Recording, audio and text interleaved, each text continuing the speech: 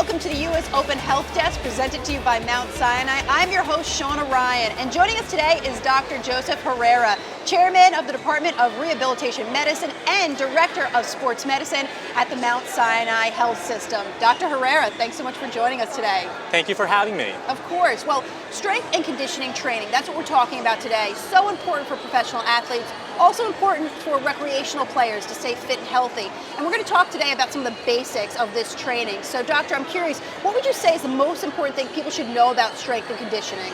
So what we tell all of our athletes is that the key ingredient to strength and conditioning is to do a variety of things. Everything from doing a warm-up, to do run form drills, work on movement and agility, strength training, and most importantly, to give your muscles time to recover. Yeah. Let's talk a little bit about warm-up exercises, which you should start with. What really is a warm-up exercise, and what are some key ones you can do? So the key thing that we tell our athletes is to do a dynamic warm-up. Okay? A dynamic warm-up uses active range of motion.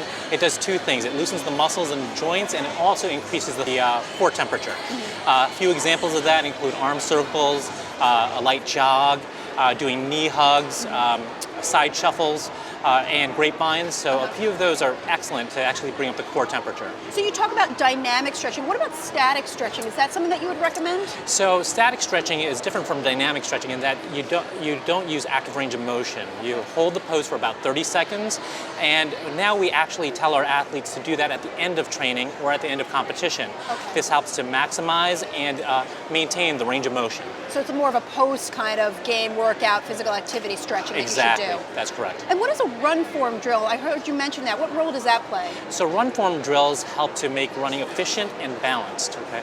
There are a few drills that we have our athletes do, everything from the A skips, B skips, butt kicks. So all of those have a role in neuromuscular training, and it helps to make the runner and the athlete a lot more efficient. And so once you're done with all these kinds of stretches, what should you be doing immediately next in your opinion? So after stretching, you then focus on the cardiac portion of your training program.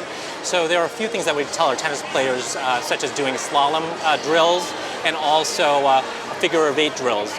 Those are great because they, number one, increase your heart rate, and number two, they also help you with the footwork on the court. And now that you're all stretched out, it's safe to go there. That's correct, yeah.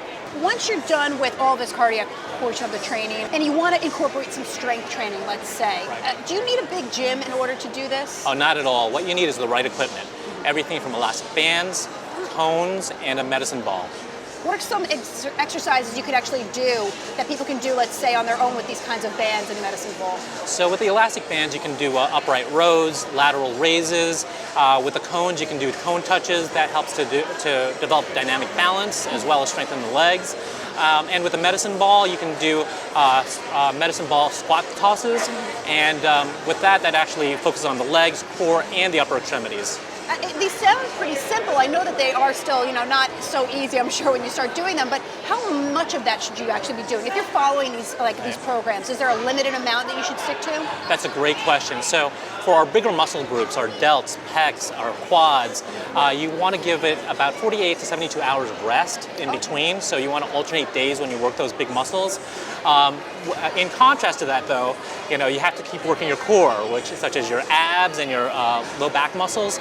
Those can be worked every day because they tend to recover a lot faster. Really? Every single day? Every day. Oh boy, I have some work to do then. Well, Dr. Herrera, thank you so much for coming by today, giving us some great tips to keep us healthy and on the court. We appreciate it. No problem. Thank you. And thank you so much for joining us here at usopen.org. Continue to check throughout the entire tournament for more great tips from our experts at Mount Sinai. Until next time, I'm your host, Shauna Ryan. We'll see you right here at the U.S. Open Health Desk, presented to you by Mount Sinai.